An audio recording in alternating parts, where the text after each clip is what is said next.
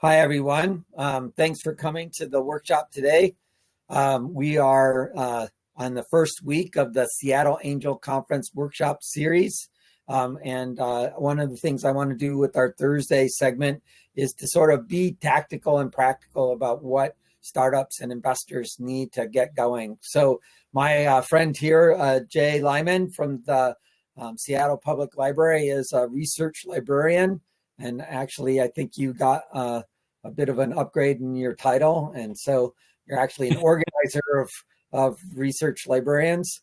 And so I want to go through a little bit around how what startups are doing intersect with what's going on with the library and what resources, right? Everybody has to take that class at the beginning of their freshman year that says, here's how to use a library. And everybody says, God, I never have to do this. I just Google and away I go.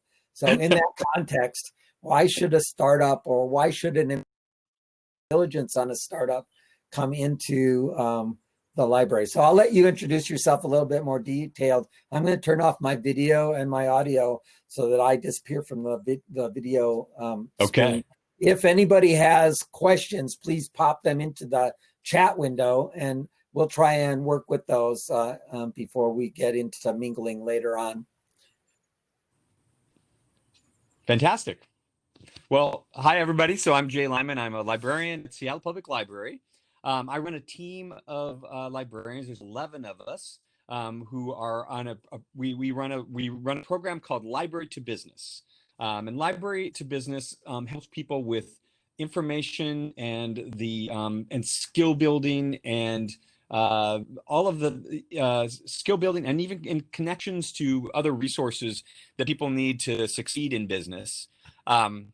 We do that in a couple different ways. One, we've been a couple of folks were talking earlier with me about the tools that the library provides. So we go out and we have some subscriptions to some databases that the library to use for free with a library card. So those are premium subscriptions that we've purchased on your behalf. So that's a big way that we help. We also help with questions and with like one-on-one consultations on that information perspective. And so last year, my colleagues and I helped about 275 businesses in Seattle that were in a one-on-one basis of like an hour consultation, sometimes more than that, but working through their market research questions. Just as an example of a kind of business, we get the gambit of like all kinds of people who are starting tech startups, people who are starting food-based businesses. Food is popular because it's because we're in Seattle and it's a foodie culture and things, so example of a food business. I worked with a company that was starting, and they had the idea of was to build small neighborhood grocery stores, build those out, a very select inventory of things that they would provide data about, or that they would get data about from the local community. So we helped them with some information about how much people spend on those kind of food products in that neighborhood. We have a tool called Demographics Now that can do that kind of thing. So it gives you average expenditures, average annual expenditures by product type and by household. We helped them with some of the so that was kind of like one type of question. We helped them understand the other companies that were already operating in those spaces. So we have a directory called Reference USA, which lets you query companies, you estimated sales data about those companies. They're estimates because those actuals are proprietary, so it's tough to get something that's from those small private companies or even the large private companies about for sales and things.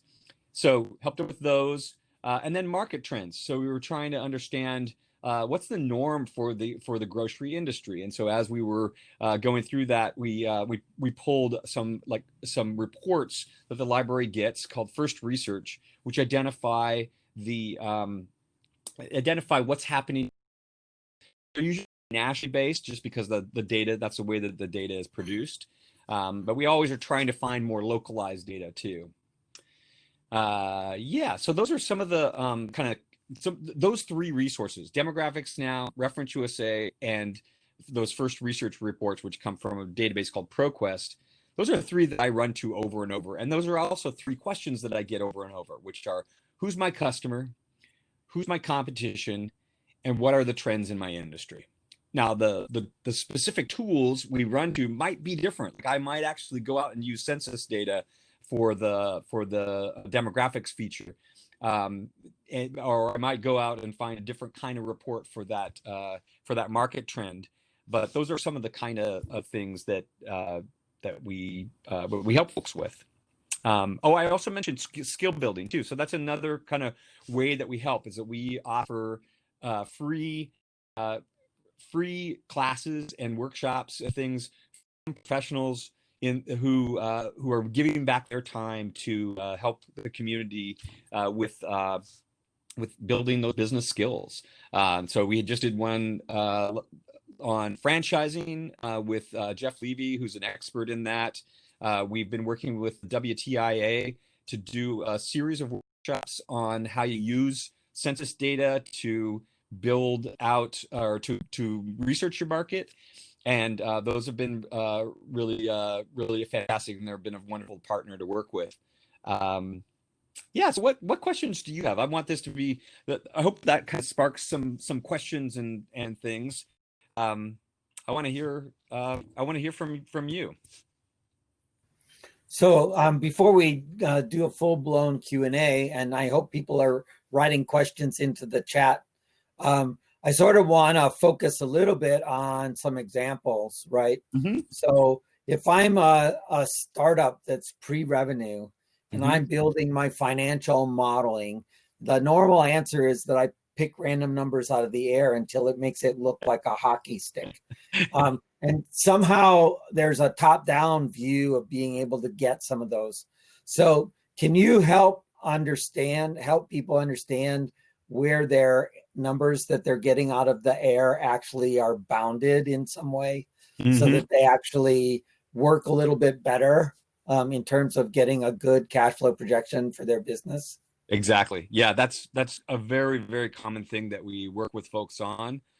For the how to do it, that's not us, but how to get the data, that is us. The how do I put that all together, and that's where we work closely with partners like SBDC or the Women's Business Center or SCORE, or some of the other folks that would be kind of help with that part of it. But for finding the data, sometimes the thing that we run into over and over again is that the perfect data point, that elusive perfect data point, it's not, it often is expressed, the data is out there, but it's expressed in a way that I don't, it's not expressed in a way that I want it, right? So like I can take and find like size of the market, and find some of this other kind of data, but I need to do some math usually to turn it into something that's that makes sense. And in that process, I'll say that there's some ambiguity, so even though we want the perfect data point, which would be like, let's use an example, like how much money do people spend on pet costumes, right? Costumes for their pet. So this is a $24 million industry, I think, of dressing our pets up for Halloween, and so what we really want to know maybe is like how much are people spending at that local level. So we have to do some math and try to figure out, so we can find the large number for pet and pet supplies, or we find the number for that product segment of pet costumes. Then we go out and we look for, we have to back up to that industry level of pet and pet supply stores to start to get more data. And that's a strategy I use over and over again, which is like that specific product segment. We can find a certain amount of data, but if we back up to the industry level, then we're able to find like a whole bunch more information that's relevant and useful. Because then we have to start to say, well, how much of that would be of that, that larger market? What percentage of that might be our pet costumes? And there we might have to guess, if we can't find that number, but we'd go looking for that piece. And sort of, it's almost like pulling. I like to describe it as the perfect data point is here, in the center, and then we're all kind of like finding data all around that points at that, and that's like how we kind of tell a story of viability. So we frequently have a problem with entrepreneurs saying, the pet market is X blah, blah, blah, billions of stuff. And if we just get, 0.1% of this billions and billions, we will be a $1 billion company. And there's no functional market sub-segmentation. So they don't actually get down to what their product is, nor do they understand that because they searched and couldn't find anybody else that did what they did, that they had competitors, right? That there were other ways to solve the problem than this product. Right. Do you have mechanisms to help them get to the right box instead of, picking random numbers out of their database search? Yeah. So there, I would start to, like for this example, I'd start to segment down by customer segments, right? So, yes, the product industry is this big, but if you don't understand the customers that are actually buying those products, then you're never going to reach that 1% or whatever. You've got to really get inside their heads and understand like what motivates them, why do they dress their pets up for Halloween? Like all these like, what is it that, like, what's their psychology that we start to understand there too? And so that's true whether or not you are selling online or if you're selling a brick and mortar kind of thing. Like for that, like you've got to understand that customer, and that's the big focus. So when I am a business and I'm coming to the library, right, the normal experience is I get a card, I go and I do my stuff, I leave, I never talk to a librarian. So what is this thing about a research librarian that's different than the person that's at the desk at the front desk? Yeah. So we're different, right? We have different roles. The librarian that you see or the library staff member who's at the desk helping you with that checkout, they do such an important role, really. I mean, because they help so many people and help them figure out their account and all that kind of stuff. But that's their role. Is like it's all about like helping you make sure your library account is in order and that you've got all that going on. Research librarians, we are our role is different. Our responsibility is your information. So we are focused, our customers are you. We're focused on helping you find information, whether that lives in our resources or out on the internet, we don't care. We're going to go to all those places to help you. And we have something what we call the reference interview, which is a process by which we talk, we have a conversation about kind of what your questions are, and as we go through that, we sort of negotiate understanding so that we can kind of get to the heart of what you really are asking. Because this is one of those things where, like, when somebody walks up to a reference desk, they have a question. It's not the question that they wanted to ask. The question they wanted to ask is the third question sometimes that they actually ask in that conversation. And why that is, I don't know. That's like human psychology, I guess, or something. So we go through this conversation to really understand meaning, and then we're sort of translating to, what are those resources? So we were talking about the pet costume thing. Like we're translating in our minds to existing resources, so that we can help guide you to like what data might exist. And we were talking about that experience. Traditionally, libraries, and we still when libraries open again, and they will open again, traditionally you come up to a reference desk and you like talk to the librarian who's there, and it's an on-demand kind of a situation. But one of the things that we found was that for this topic, number one, you need somebody who knows what they're talking about in terms of business information, knows what a NAICS code is and like all these kind of things. And so that person at the desk, maybe they do, maybe not. So we need to make sure that we've got we have the data that people that they want. We also the other thing is that those interactions take time, and so we'd one of the things we did was we built a by appointment model so that you can book time with a librarian, and we'll have that conversation and help you figure out what data exists. So Kashev is on the island or on the Kitsap Peninsula, so he can't use the Seattle library, right? So in normal times, so there's two answers to that. In normal times, Kashav can come to a branch, present one Seattle Public Library branch, present his Kitsap County card to one of those amazing folks at the front desk, and they can help him get a library card with under a reciprocal agreement. So with that kind, that's how things normally work. Right now, we don't have any locations open, so he would have to wait until that happens to be able to get a Seattle Public Library card. I see another question here too about somebody asking about Snow Isle. I'd say one of the same thing where it's like we have these reciprocal agreements between library systems in the nearby area, so that if you live in one of those places, you can get a card from the other place. So you can actually, I've seen people like have 5 library cards that they could present to there. For Seattle residents, if you live in the city of Seattle and you don't have a library card, during the COVID closure, you can go through a process and get that card remotely. But for everybody outside of that, you'll have to wait until afterwards.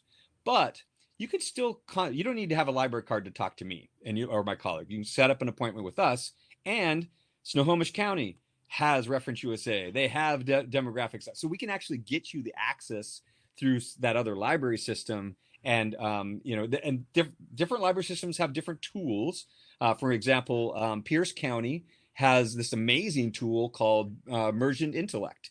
And so I'm not as familiar with that, but I'm happy to meet with folks and talk with them through it. Then they could access it there. We can also connect you to a Pierce County librarian. Then they have people who are knowledgeable about these kind of things too. So, yeah.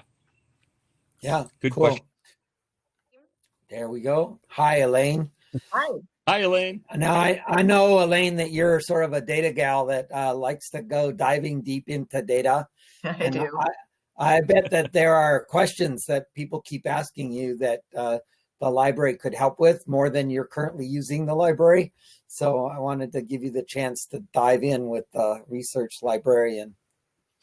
Oh, you bet, Jay. And John, thank you for that.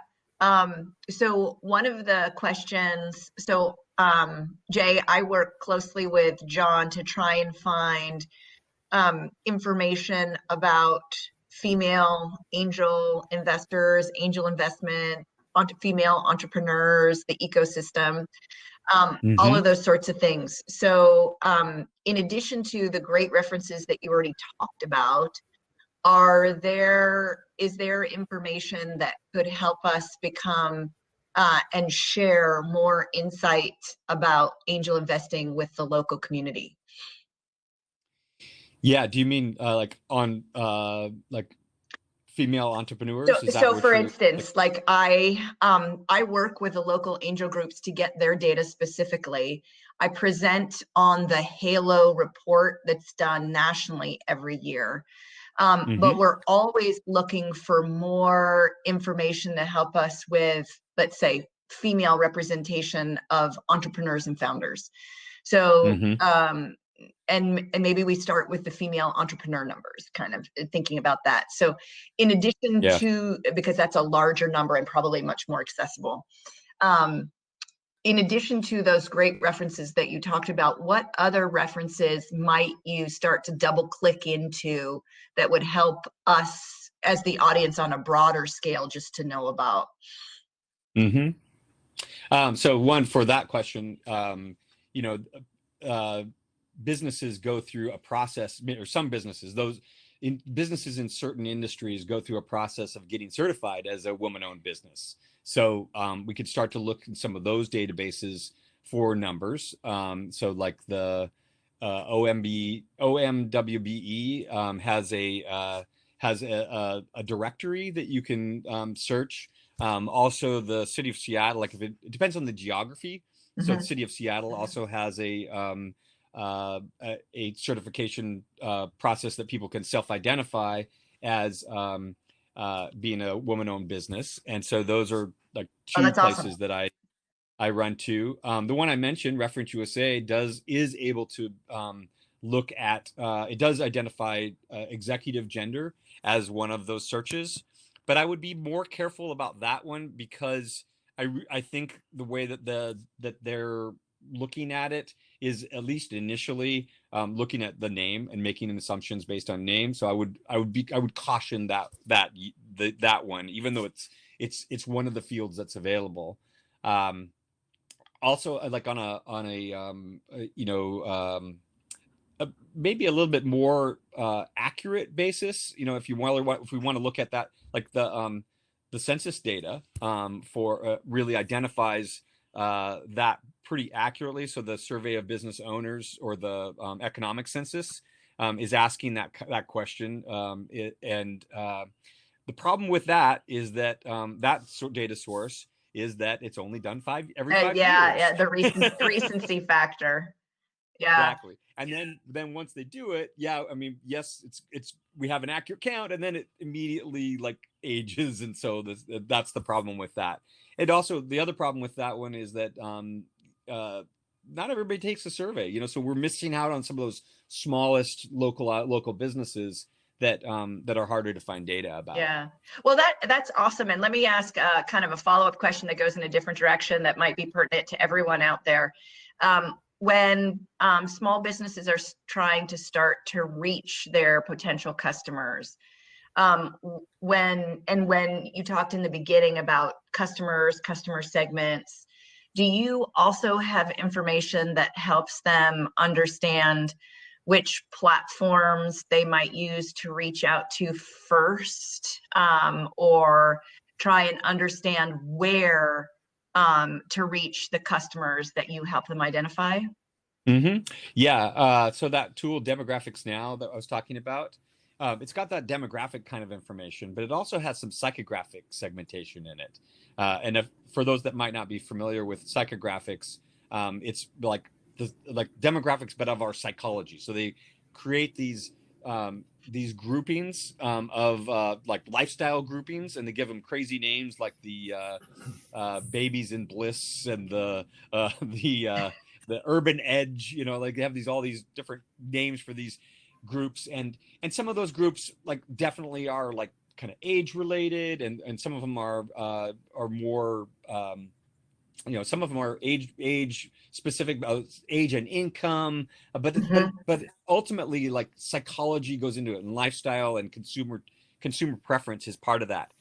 The one that we get through Demographics Now, it happens to be done by Experian. Oh, okay. So, Experian, they have a lot of data about us because they got our credit card information, and so that is a tool that we use, and each of those segments, it gives us an index of their channel preferences, so we can really start to understand that, like, we're not going to reach urban edge with this channel, but these channels we can. They're pretty broad strokes when we talk about channels. They include traditional advertising and modern Or advertising digital. and social media, digital types of things. But it can get us at least started in and we can start to really immediately say, you know what, I didn't think this was going to be the case, but this group that I think is my customer snail mail. Like, I'm going to have to create a flyer and mail this thing out to these Yeah. people if that's the group I want to reach.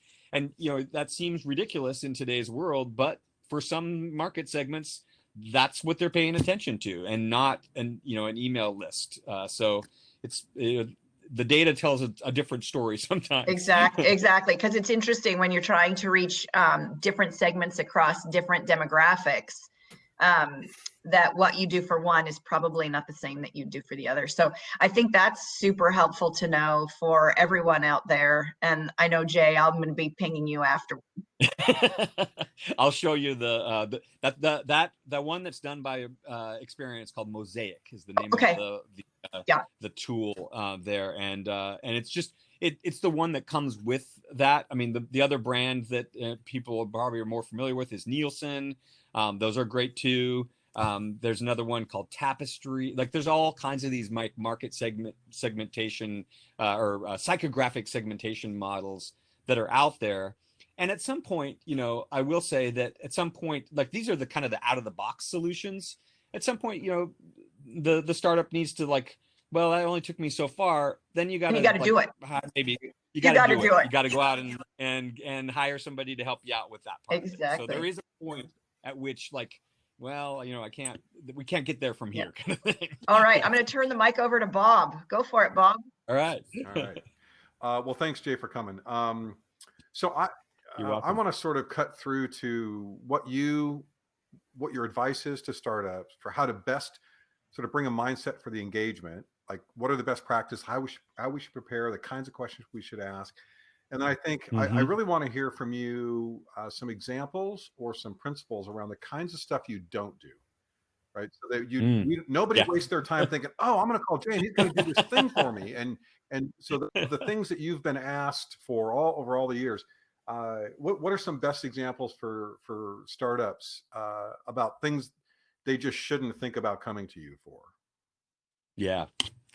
So let's start with what should they expect? I think right now, so March 13th, the library closed its historic day where people came and got the books they needed, and we shut the doors, right? So 10 days later, I was working with my colleagues, and we opened up our virtual doors and were able to offer our appointment service virtually. It took us a little while to kind of get things in order and, like, for us to figure out operationally what we were doing. But so right now, you can schedule an appointment and we will have an interaction via WebEx.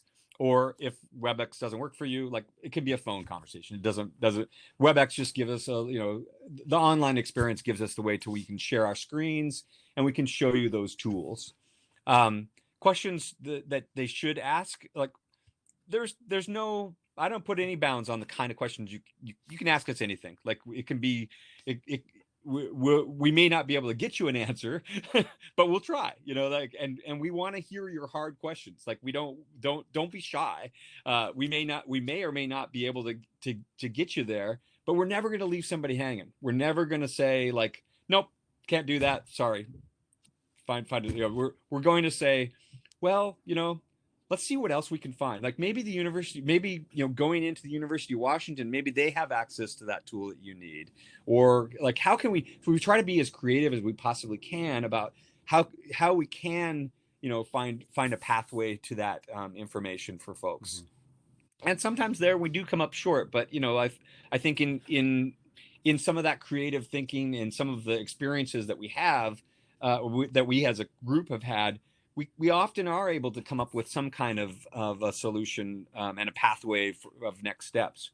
And I'll share with you guys that behind the scenes there, we do collaborate widely, and my colleagues come from a wide range of experiences. They're amazing, so they're all of them bring those experiences to the team, and that's super valuable, because if maybe I don't know anything about that thing that the person's starting, but they might have had some personal experience, and we can really start to dig in, and we can take things a lot further as a team. Okay, good. In terms of, like, what question, what can't we answer? Like, legal questions, health questions. Those are two things that people would love. They'd love for us to be lawyers, and they'd love for us to be doctors, but we're not. And so those are two things where we really can't answer. We're not there. We're there to advise on information. So we're not the business coach. That's the other thing that we're not gonna. We can't kind of give like strategic advice. Like yes, the data does guide strategic advice, but we want to stay in the data realm of things, and we want that to inform your strategy. But we want you to have some other coach or mentor or somebody else that you're working with to make sure you're in the right hands for that part of it. And that's a question we always ask, is like, who are you working with? And if someone's part of an accelerator program or they have a score coach or something, like then we know, okay, they're good. But if they don't, if we get a blank stare and like, what are you talking about? Who am I working with? I'm on my own here. Then we want to make sure we get them to a place that's going to help them in those ways too. So, just thinking about the entrepreneurs that you've worked with in your past, and I think about the entrepreneurs I work with now, and many of them are very bright people, and it's hard sometimes to add value because they've thought of like almost. I have conversations all the time, and I feel like, okay, I'm about to not tell you anything you haven't already thought of, but have you thought of this and have you thought of that? And yes, they thought of that, and what they're looking for is help with the fringes where it's hard to get data, and it's hard. It's not that they don't know they necessarily. I mean, some sure, but for those entrepreneurs who sort of know how to go do Google searches and know about some databases and have some the hard, super relevant stuff they need to go that last mile. That stuff is sometimes the hardest to come by. And I'm curious how you think about helping those startups who. I know about psychographic data. I've spent 43 hours in the last 3 weeks pouring through that and building my assumptions. And right, what I need to know is this other thing that I can't find, I don't have access to. How do you think about those folks who don't need the sort of rudimentary stuff? That's, you could Google lists of data sources for demographics, and you'll find page after page of things you could go look at, right? How do you think about business owners, startups, specifically venture scale startups, that are trying to get to the hard stuff, and it's not, they're not asking for you to save them 20 minutes. They're just asking you to help them find the data they can't find elsewhere. Yeah, this is an excellent question, something that I think about a lot and have had lots of experiences with. Sometimes like because I didn't find it, right? Like that's the way that we all learn from failures, right? And so like for that, well, first thing that I start to think of, and I hear, so I learned this job from librarians who had been doing this, like the Seattle Public Library. This isn't, even though we're doing this in a new way, the Seattle Public Library has been helping entrepreneurs for its entire existence. So like over 125 years, we've been serving people with information to help them with their business. So when I started at this job, I learned from these librarians who've been doing it 30 years with old school, these volumes of books. And one of the things that I hear in my head when I get some of these hard, tricky questions is like trade association, like who collects data about this. So sometimes like some of those niche, like fringe things, maybe we can find a trade association who's done a survey of their members, and sometimes surprisingly that stuff is like sitting right there on the surface and on their webpage. Good example. That's a really good answer. I think that's a data source that lots of entrepreneurs overlook because they sometimes that we all just feel like, yeah, but we're innovating, we're disrupting, we're not doing whatever. Like the association, they're conservative and old school, and right, they're not going to have stuff for us. We're trying to do something new here. So I think that's a really good example. Thanks for sharing that. Yeah. It's one of those yes and kind of things. Yes, we are doing something that's innovative, and so it's been done before, but in a different way, like that data still is relevant. That's still your customer, maybe, like those. Well, so one of the things that I was expecting you to say when you started to talk about things that you don't do, or like things that are not a good fit, was sort of specific contact information on potential customers, right? So like if I said, hey, Jay, I've got a list. I have 1,500 businesses, and I need to know their address, and I need to know their phone number, and I need to know the email of an executive, and I need to know their revenue, and I need to know how much money they've raised. I need all these things that I want to know about these customers. How equipped are you guys to go deep in silos like that? So for some of those parts of your question, Reference USA can do it. Like if you want to know, like if we want to know what pet stores are in Rainier Beach neighborhood or in like whatever, or in King County, we can create a list there, and it's got the address, it's got executives' names. It doesn't have email address because that's one of the things that doesn't come with the library subscription, and Reference USA will sell that to you. So like that's one of the pieces, but at least you can start to kind of understand. It's got those estimated revenues. It's actually got even some estimated expenditures on some particular, like how much does that business spend on certain things. Those are all things that they've done through algorithms based on like industry. So they've looked at like that industry, and they've figured out sales per employee, and they've done some math to be able to figure out like what we think their revenues are. And I work with enough people who are already in business, and so of course when they come in, what are we going to do? We're going to look them up in Reference USA and see how they did. and I get two answers, not three. Two answers I get are, wow, how did they get that number? Or, wow, I wish that was my number. Not the third one.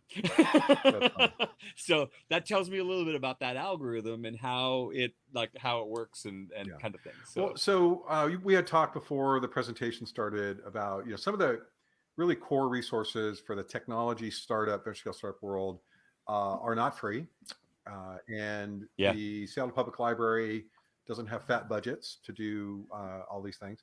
But I'd be curious if you think that there's the possibility for some sort of a partnership between maybe some entities within the startup ecosystem that could either help fund or in some way help fund resources like this for the library, and then for us and for our constituents being able to say, hey, by the way, we've partnered with the library, and now Owler and Crunchbase and PitchBook and some other things are available there. I mean, it would take some legwork, obviously, because not all of them are going to want a library to have their stuff, and they're all going to have their own usage requirements and so forth. But I'm curious, is that the sort of thing that the library would even entertain as a potential partnership?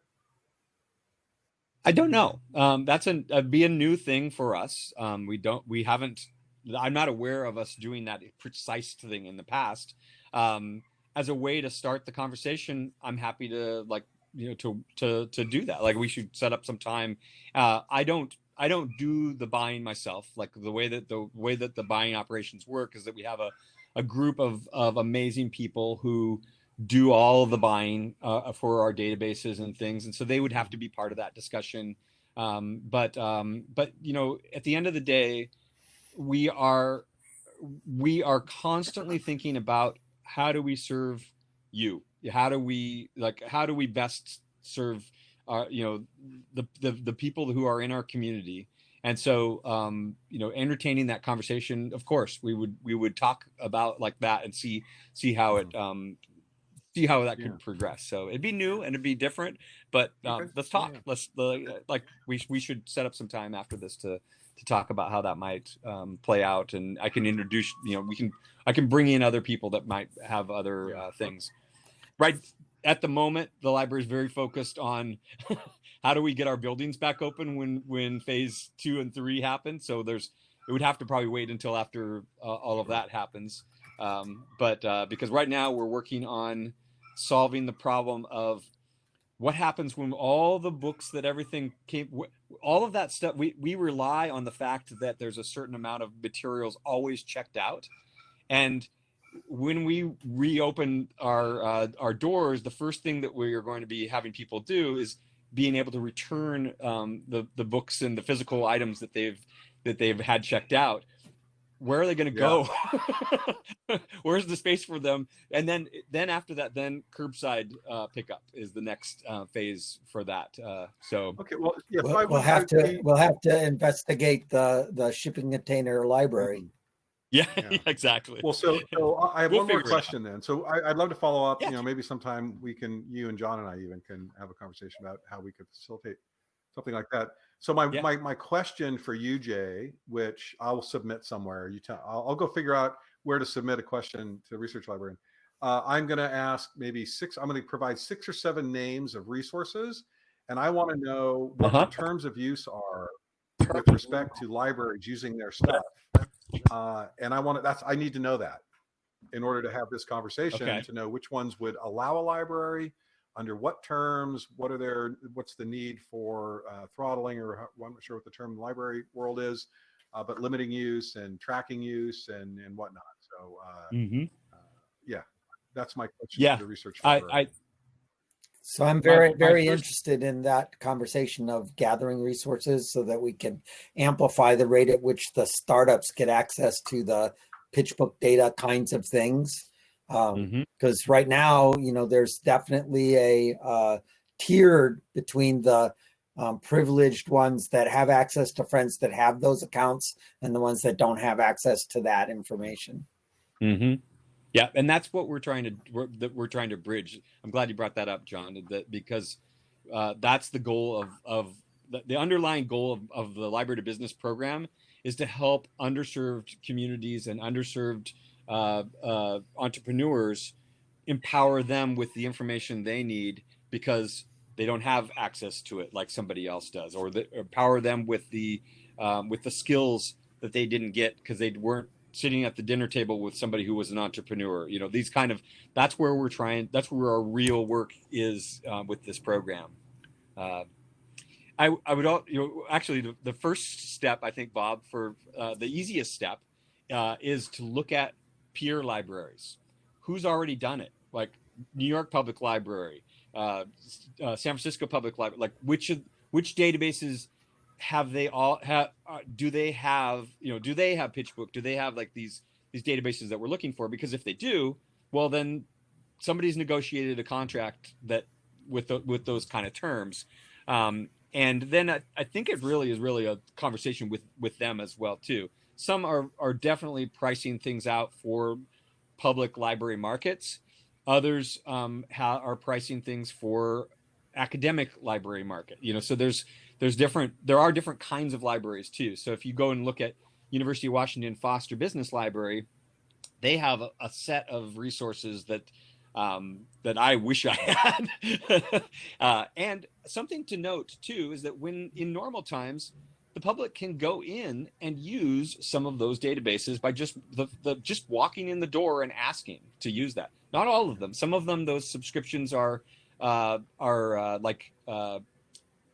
of those subscriptions are set up in a way that it's got to be a UW student, faculty, or affiliation.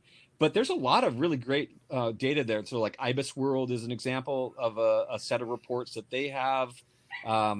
There's a number of others that they have access to. And so that's another way that I help people find who might have it. And I'll even do the search for them and find the resource. And then when they walk in the door, they've got a name of the thing that they're looking for rather than stumbling around. Well, I think certainly for venture scale entrepreneurs, those are really important resources, and having them at the ready.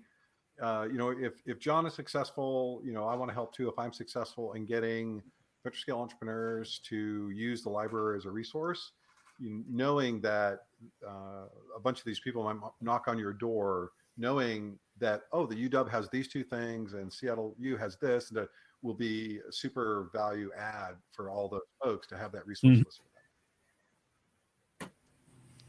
So I have one more question, then I'm going to sort of break us up to tables. The business data sort of gets more and more cooked the larger the companies are. And so when I'm looking at local data in a local area and I want to find all the companies and I walk down the street and then I search for those companies in the database, I'm getting like a 50% hit rate. So Reference USA works best for mature companies that are on the stock market or privately held, but have been running for a while, that they've been able to get several years worth of data. Is there a source of data for the very early, I just had an idea, I just formed my company? Can you help people get into resources like state public information data with the Department of Commerce or other places to figure out where are the startups? Yeah, you can. I mean, you can look at the licensing databases directly, and Reference USA does pull from those places too. Like they're pulling from those same sources. But one of the things that they're doing is that one of the reasons that you don't see all those there is that their Reference USA and other databases too, like Dun and Bradstreet and others, they're not just leaving it there because we know that there's a number of I don't know what the percentage is, but companies start up and then they don't go anywhere. And so they have a license, but they're not actually doing anything anymore. They don't actually tell us when they go away. They fade away is what happens. Right. And so what these directory kind of companies are doing is that they're going out and they're querying these companies to say, like, do you exist? And when they're and they're like pulling, then they're kind of scrubbing the data, I guess, is what they're doing. And those smaller private companies are suspicious. They get this phone call from Reference USA and they don't know who this company is and what their MO is. So that's one of the reasons that happens. And you can actually search it for the unverified companies and it will show you. So that'd be a trick maybe that we could try and see, because that's often when I don't find a company that I know exists and they don't show up in my search there, I'll go and search just for unverified. Usually I find them. And so that's what's happening, is that they're like in this bucket. But yeah, I agree. Like that's the tricky thing. I wish there was a better way. But when you think about it, it's like there are like 59 million companies in Reference USA. And those are 59 million moving targets that they're identifying. And so every database, a directory database, has that same problem where they're trying to manage and did this, here's this new company with the same name at this other address. Did they move? Did they add a location? Like there's all this, like these complexities of these moving targets that are happening. So often things catch up. So like there's a lag of 6 months or sometimes a year or 2 years if they're not finding what they need. But yeah, you could go to the director, to the licensing databases and kind of approach it from that perspective. There you'll get like more limited data because they haven't done that kind of value add of estimating sales and estimating things. There's limited fields that they provide for you, but it's a way to do it. It'd be sort of interesting to do a study of the GeekWire 2000 database of all those companies they've got there and see how many of those are actually in the Reference USA or Dun & Bradstreet, and see what the coverage is. Because I suspect it's, my gut feel is that 25% of it is missing and 25% of it is just plain wrong. But nonetheless, how do people get a hold of you? What's the best way for them to get a hold of you so that they can dive deeper for their questions? So in general, like you can always reach out to me, and I'll put my email in the chat here. But then we also have,